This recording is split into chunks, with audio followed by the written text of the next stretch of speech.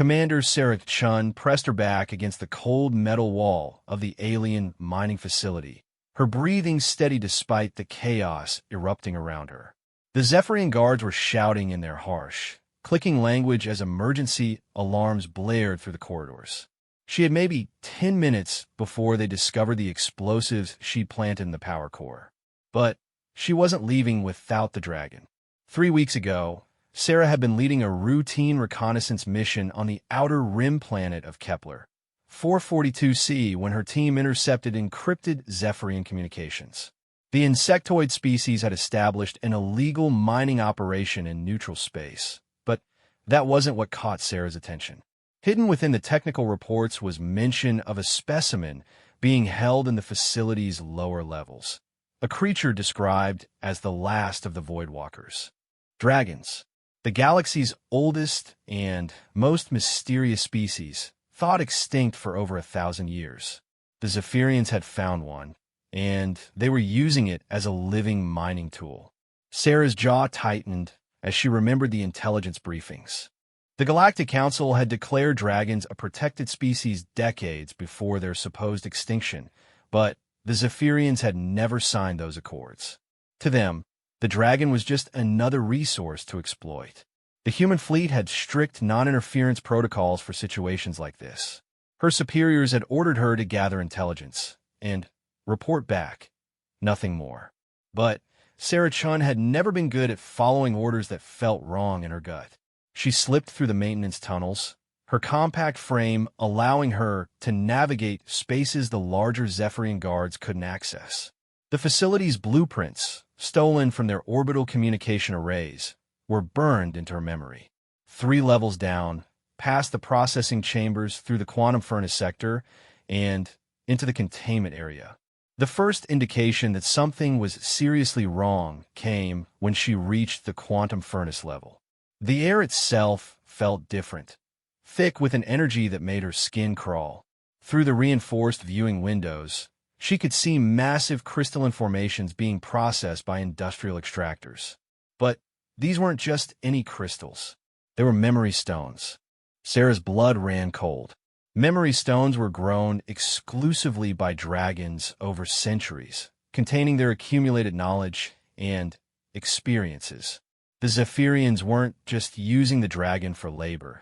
They were harvesting its memories, literally mining its mind. She moved faster now, anger driving her forward. The containment level was heavily guarded, but Sarah had spent 15 years in the colonial marines before joining the diplomatic corps. Old habits died hard, and she still carried her grandfather's combat knife and a plasma pistol that definitely wasn't regulation for diplomatic missions. The first guard never saw her coming. The second managed a brief cry of alarm before Sarah's knife found the gap in its chitinous armor. She dragged both bodies into a storage closet and continued toward the massive blast doors marked with Zephyrian warnings.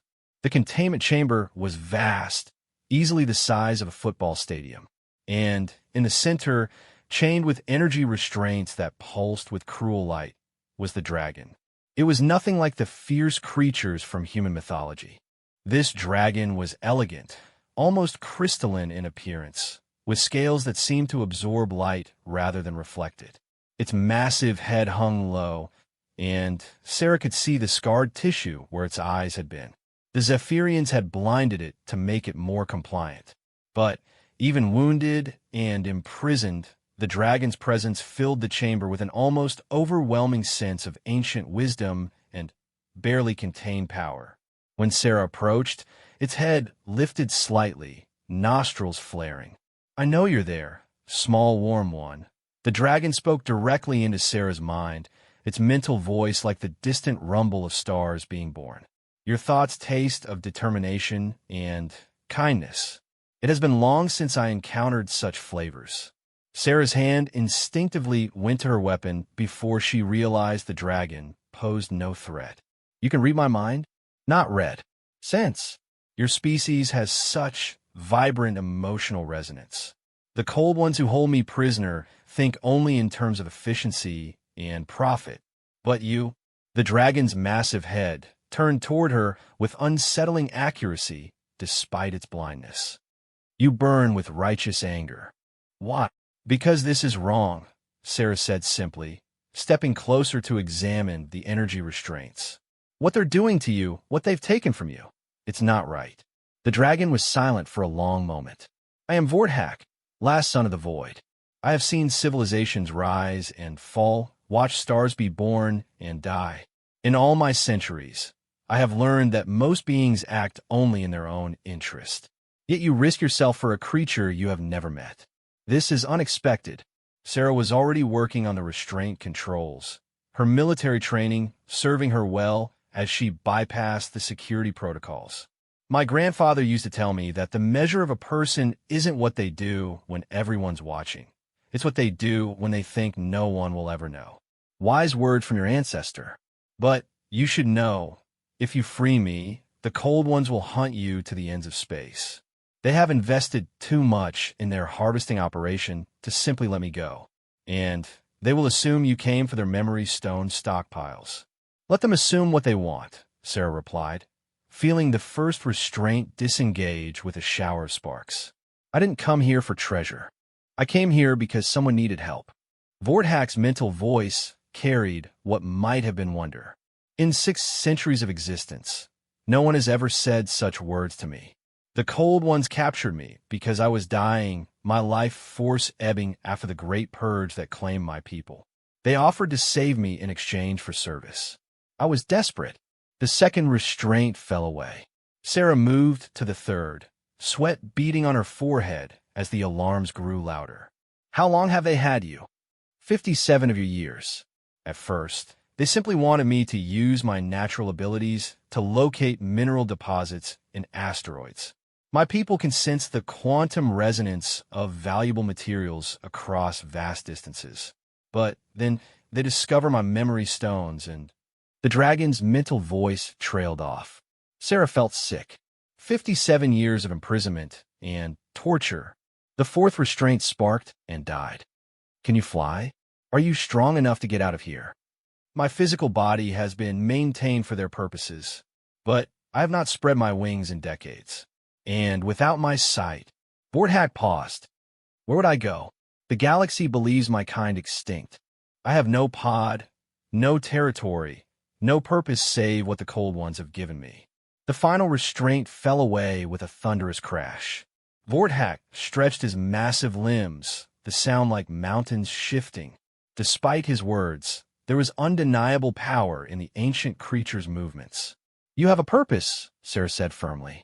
You're going to help me shut this operation down permanently, and then you're going to help me prove to the galaxy that dragons aren't extinct, that there's still wonder left in the universe. Heavy footsteps echoed from the corridor outside. The Zephyrian guards had found their fallen comrades. Vorthak lowered his great head until it was level with Sarah's. You would truly do this? Risk everything for someone you do not know? Ask nothing in return? I'm not asking for nothing in return, Sarah said, checking her weapon. I'm asking you to trust me. And maybe when this is over, you can help me understand why humans always seem to find themselves adopting strays. For the first time in decades, Vorthak's mental voice carried something that might have been laughter. Strays? Is that how you see me? The galaxy's biggest, most dangerous stray, Sarah confirmed. And if there's one thing humans are good at, it's taking care of things that need taking care of. The blast doors began to cycle open. Sarah raised her weapon as Vorthak stretched his wings for the first time in half a century. The membrane between the wing bones was scarred but intact, and when the dragon spread them fully, they cast shadows across the entire chamber. Then, let us show these cold ones what happens when they cage something that was meant to be free, Vorthak rumbled, and for the first time since his capture, he felt the ancient fire burning in his chest. The first Zephyrian guard through the door took one look at the free dragon and turned to flee.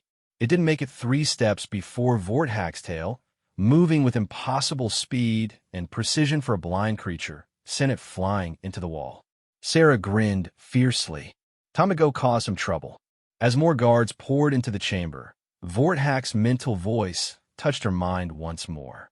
Sarah Chun of the humans, I believe this is the beginning of a most interesting partnership. The dragon's roar shook the entire facility as he rose into the air, ancient instincts taking over despite his blindness.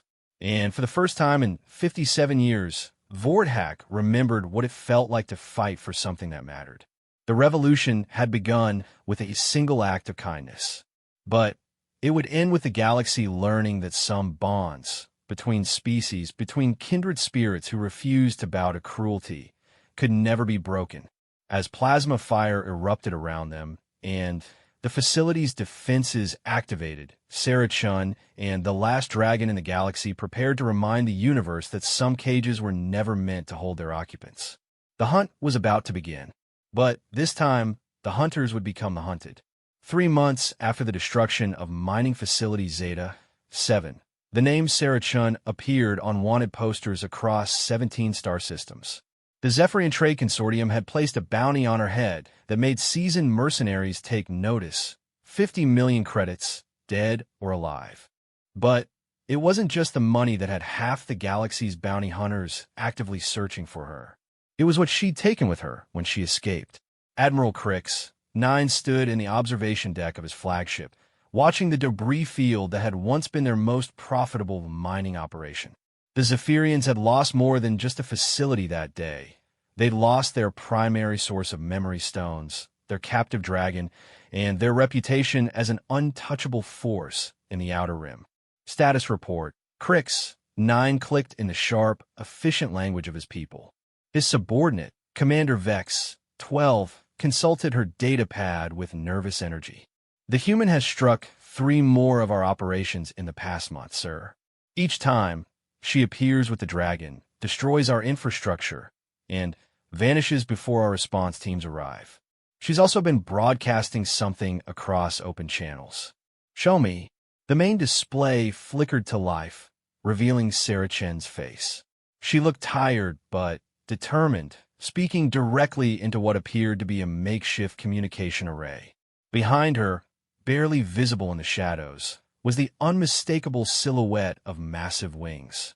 This is Commander Sarah Chun of the Terran Diplomatic Corps. Her recorded voice echoed through the bridge. I'm speaking to anyone who believes in justice, freedom, and the right of all sentient beings to live without fear of exploitation. The Zephyrian Trade Consortium is operating illegal mining facilities throughout neutral space, using kidnapped and enslaved creatures to do their work. The recording shifted to show footage from inside the destroyed facility, images of memory stone extraction equipment, containment cells designed for massive creatures, and documents detailing the systematic harvesting of dragon memories. They told the galaxy that dragons were extinct, Sarah continued. But they lied. They've been holding the last of these magnificent beings captive for over 50 years, stealing not just his labor, but his very memories, his accumulated wisdom of centuries. This ends now. Admiral Crix, 9's mandibles clicked in irritation. How many systems have received this transmission? All of them, sir. She's using old Trade Federation emergency broadcast protocols that override most communication filters. The message has been viewed over 2 billion times across the known galaxy. The recording wasn't finished. Sarah's image was replaced by something even more damaging. Actual footage of Vorthak in his containment cell, scarred and blinded, chained with energy restraints while Zephyrian technicians extracted memory stones from crystalline growths along his spine. The Galactic Council needs to see this, the recording concluded. And every being in the galaxy needs to understand that as long as creatures like Vorthak can be enslaved and tortured for profit, none of us are truly free. Crix, 9 turned away from the display. What's our current position on tracking them? That's complicated, sir. Commander Vex, 12's voice carried a note of frustration. The dragon appears to have abilities we didn't fully understand during its captivity. It can sense quantum resonance patterns across vast distances, which means it knows we're coming long before we arrive. And the human has proven surprisingly resourceful at asymmetric warfare. Elaborate. She's not fighting us directly, sir. Instead, she's targeting our supply lines, our communications relays, and our isolated facilities. Last week, She somehow convinced the miners at Asteroid Base Gamma 3 to go on strike by showing them evidence that we'd been withholding safety equipment to increase profits. The week before that, she broadcasted the location of our black site prison where we hold political dissidents from the Centauri Rebellion. Crix 9's attention sharpened. She accessed our black sites? With the dragon's help, sir. Apparently, it can sense the quantum signatures of living beings through solid matter. They've been locating and exposing facilities we've kept hidden for years.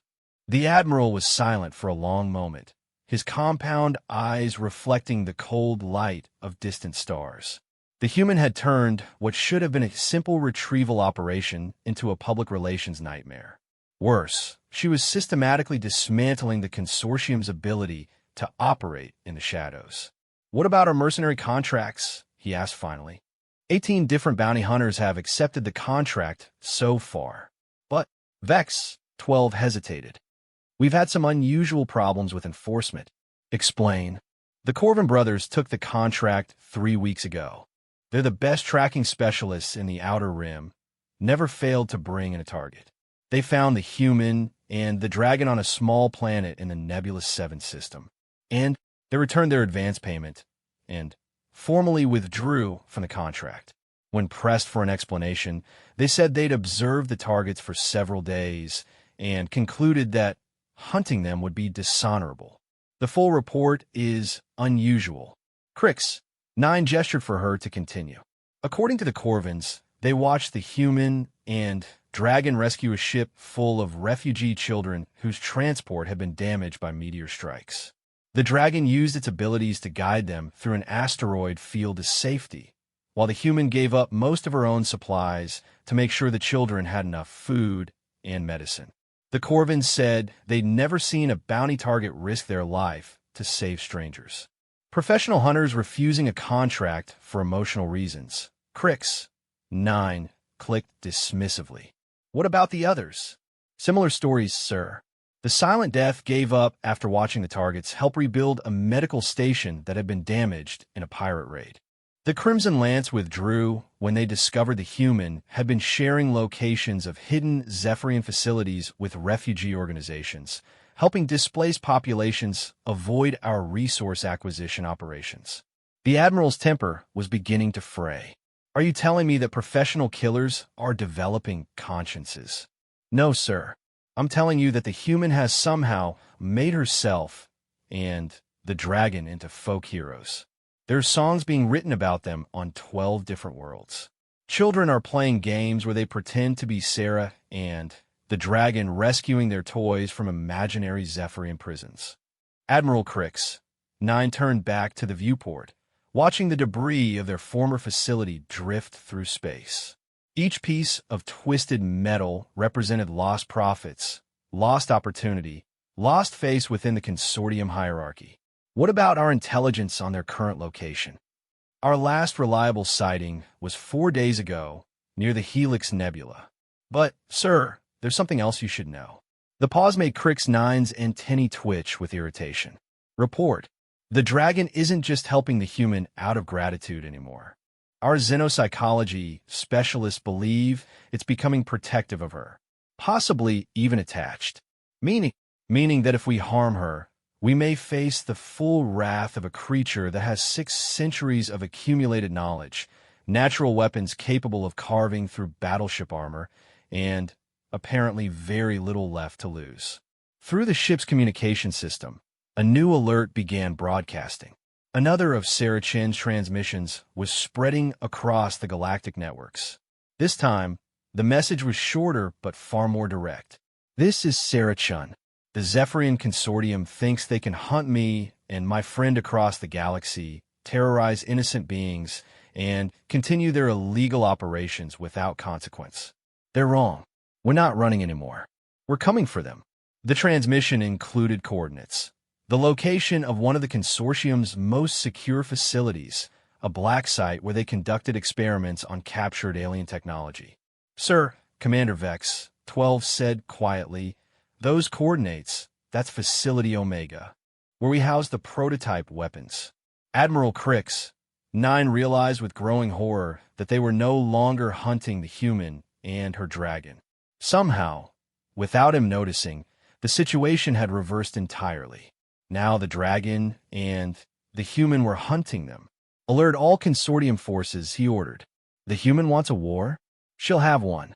But this time, we'll be ready for her. What Admiral Crix, Nine didn't know was that in the depths of space, two figures stood together on the observation deck of a salvage transport ship.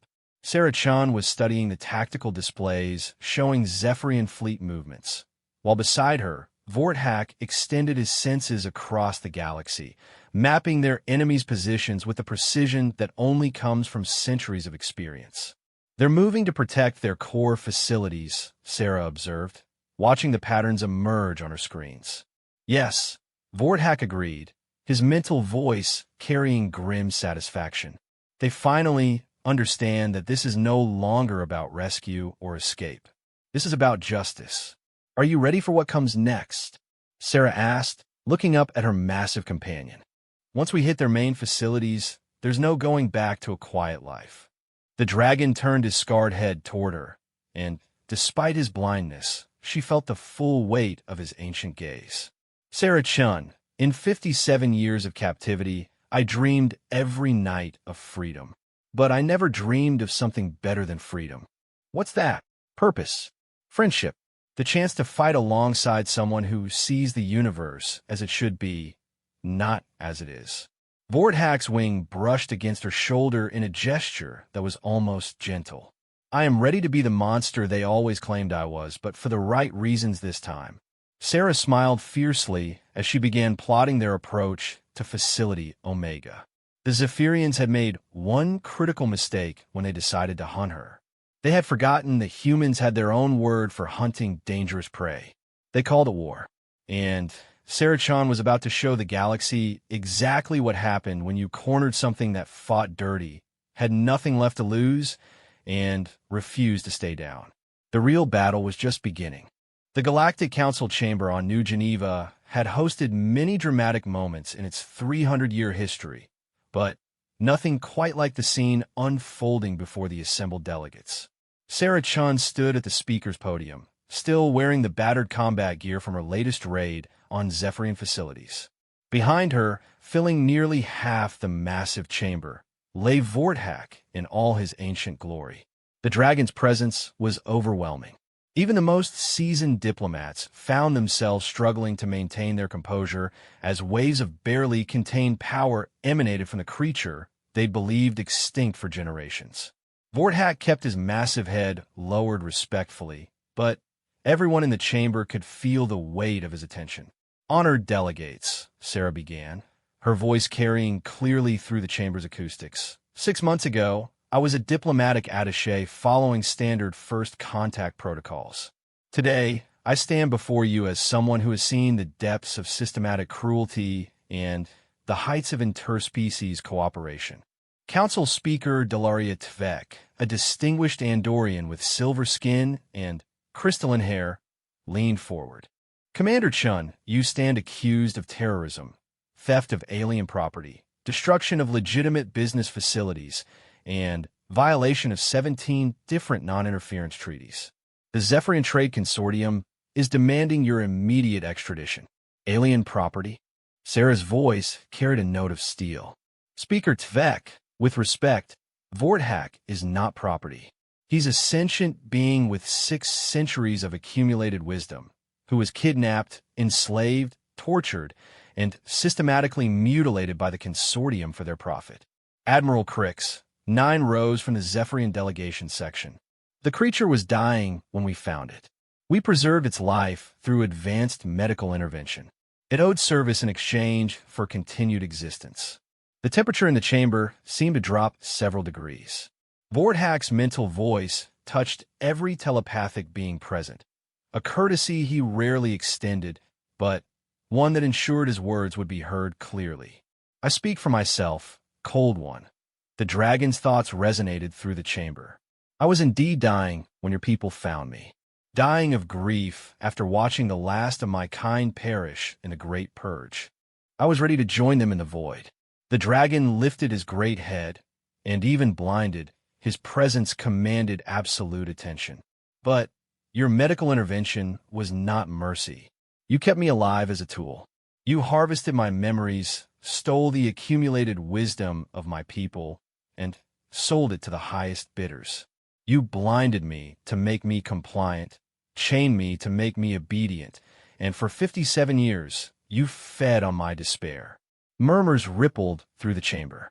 The Zephyrian delegation shifted uncomfortably. Council Speaker Tvek gestured for order. These are serious allegations. Do you have evidence?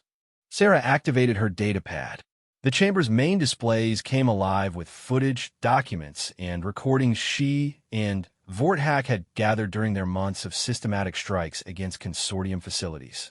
The evidence was damning. Video of dragons, not just Vorthak, but others being kept in similar containment facilities. Documents detailing memory stone extraction procedures. Financial records showing the sale of extracted alien wisdom to weapons manufacturers, military organizations, and private collectors. The consortium didn't just enslave Vorthak, Sarah continued. They've been operating a network of facilities designed to capture, contain, and exploit any sentient being they consider useful. We found evidence of imprisoned telepaths being used as living communication arrays, captured shapeshifters being forced to infiltrate rival organizations, and worse.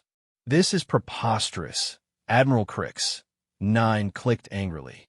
These documents are fabricated. The quantum signatures are authentic, interrupted Dr. Yalamoon Whisper, the Chamber's chief technology analyst. I've verified the data integrity myself. These records are genuine. But the real shock came when Sarah activated the final piece of evidence. The display showed real-time sensor readings from a heavily shielded ship in orbit above New Geneva. Vorthak isn't the last dragon, she announced, her words sending a wave of astonishment through the chamber. He's just the first one we freed. The orbital sensors showed 7 massive life signs aboard the cloaked vessel, 6 other dragons that Sarah and Vorthak had liberated from hidden consortium facilities over the past 3 months. Vorthak's mental voice filled the chamber again, but this time it carried harmonics that made the air itself vibrate with ancient power. My siblings were scattered across the galaxy, held in different facilities, their existence hidden even from each other.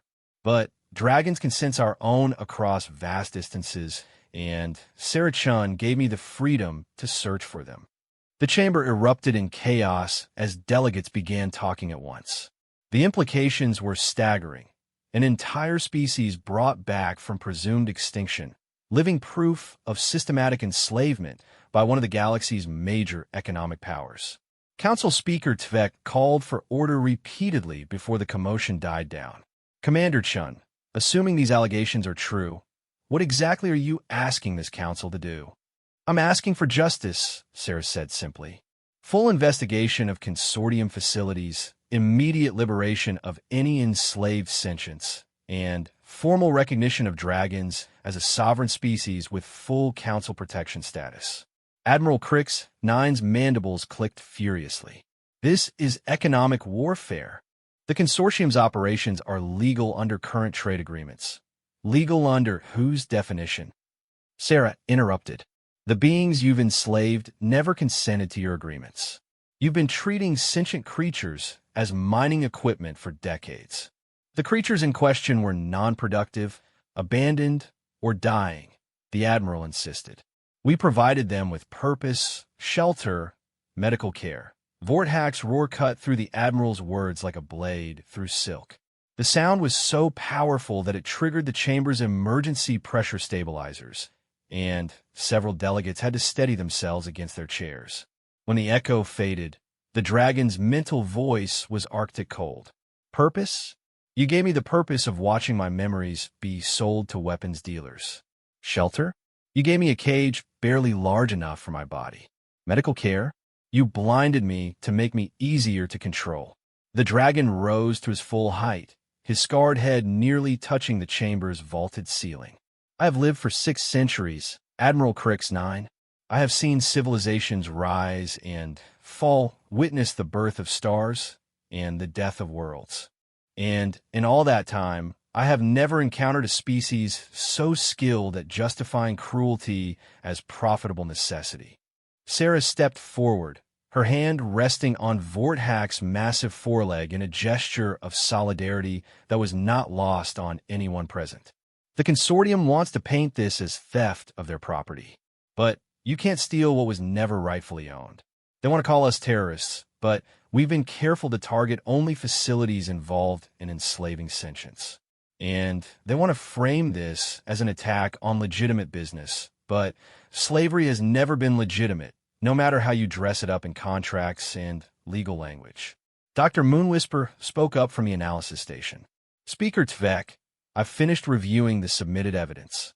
The quantum signatures confirm that memory stone extraction from living dragons causes permanent neurological damage. The procedure is not just painful, it's literally destructive to their cognitive abilities over time. Furthermore, she continued, the dragon's natural abilities to sense quantum resonance patterns appear to be how they navigate, communicate with each other, and interact with their environment, blinding them and then relying on these same abilities for mining operations represents a particularly cruel form of exploitation. Council Speaker Tvek looked troubled.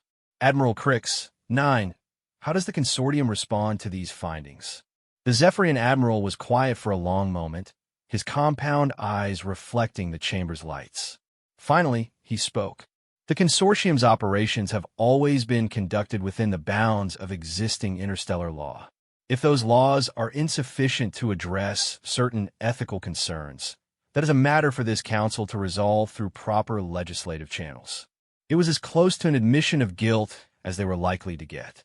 However, Crix, 9 continued, the consortium cannot simply abandon facilities and operations that represent billions of credits in investment. We require compensation for any properties that are to be requisitioned. Sarah felt Vorthak's amusement ripple through their shared mental link. The dragon's response, when it came, was delivered with the kind of gentle menace that only truly ancient predators could achieve. Admiral, I believe there has been a misunderstanding. You seem to believe you have a choice in this matter. The dragon's mental presence expanded, touching every mind in the chamber with just a fraction of his true power. Suddenly, everyone present could feel what Vorthak felt, not just his own vast consciousness, but the presence of his 6 siblings orbiting above them. 7 dragons, each with centuries of knowledge and natural abilities that bordered on the mystical. My siblings and I have spent long months learning about galactic law, interstellar commerce, and the delicate political balance that allows organizations like yours to exist, Vorthak continued. We understand that you operate through a combination of economic leverage, political influence, and the implicit threat of force. The dragon's scarred head turned toward the Zephyrian delegation with unnerving precision despite his blindness. What you perhaps do not understand is that we are no longer the broken creatures you kept in cages. We are free, we are united, and we remember every moment of what you did to us. Are you threatening this council? Admiral Crix, 9 demanded. Not at all, Vorthak replied, his mental voice now carrying overtones of something that might have been laughter. I am explaining the new reality you must accept. The age of treating sentient beings as property has ended. You may choose to end it gracefully, with dignity and appropriate restitution to those you have wronged. Or you may choose to fight it. And if we choose to fight, Sarah smiled, and for the first time since entering the chamber, she looked truly relaxed. Then you'll discover what it means to be hunted by creatures who can sense your quantum signatures from across star systems, who have 6 centuries of accumulated tactical knowledge, and who know the location of every hidden facility you've ever operated. She gestured to her datapad, where new intelligence was still streaming in. We spent the last week visiting your black sites, Admiral. Every political prisoner you've disappeared, every whistleblower you've silenced, every inconvenient witness you've made vanish. They're all free now. And they're very eager to testify about their experiences. The implications hit the chamber like a tsunami. Hundreds of missing beings, representing dozens of species and political factions, suddenly returned to tell their stories. The consortium's network of illegal operations lay exposed, their victims ready to bear witness. Council Speaker Tvek stood slowly. In light of these revelations, the Galactic Council votes to immediately suspend all consortium trade licenses pending a full investigation. All beings held in consortium facilities are to be released immediately, and reparations will be negotiated for those who have suffered under their operations. Admiral Crix Nine's posture suggested defeat, but his voice carried one last note of defiance. This will not stand. The consortium has allies, resources, political influence, had Sarah corrected. Past tense. Your allies tend to lose enthusiasm when their own illegal operations get exposed. Funny how that works. As the Zephyrian delegation filed out of the chamber in defeat, Vorthak lowered his great head until it was level with Sarah's. His mental voice carried warmth, gratitude, and something that might have been affection. Sarah Chun, when you freed me from that cage, I thought you were giving me back my life. I did not realize you were giving me back my future. Sarah reached up to touch the dragon's scarred snout, a gesture that would have seemed impossible 6 months ago. We gave each other a future, Vorthak. That's how partnerships work. As news of the Council's decision spread across the galaxy, the story of the human who freed the dragons became legend. But for Sarah and Vorthak, it was just the beginning. They had a galaxy to explore, wrongs to right, and the kind of friendship that proves some bonds transcend species, circumstance, and even time itself. The hunt was over. The healing could begin. And in the vast reaches of space, 7 dragons spread their wings and remembered what it meant to be free.